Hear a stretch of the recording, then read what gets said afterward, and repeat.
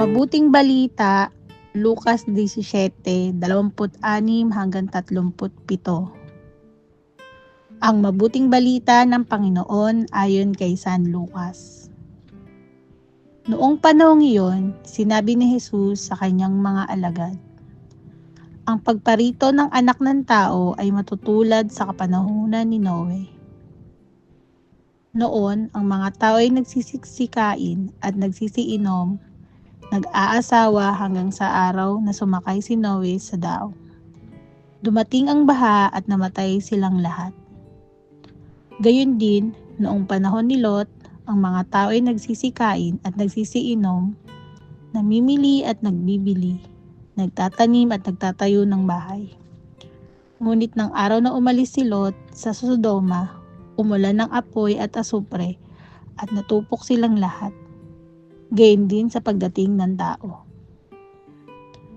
Sa araw na iyon, ang nasa bubungan ay wag nang bumaba upang kunin ang kanyang mga ari-arian sa loob ng bahay.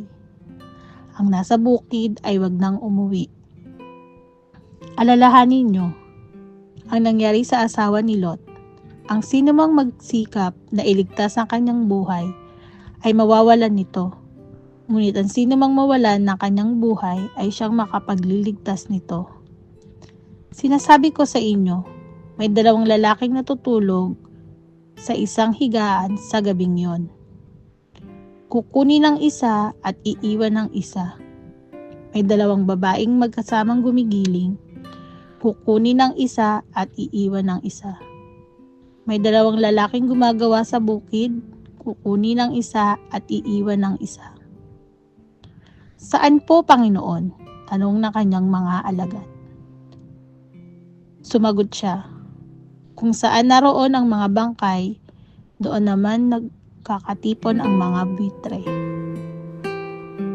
Ang mabuting balita ng Panginoon.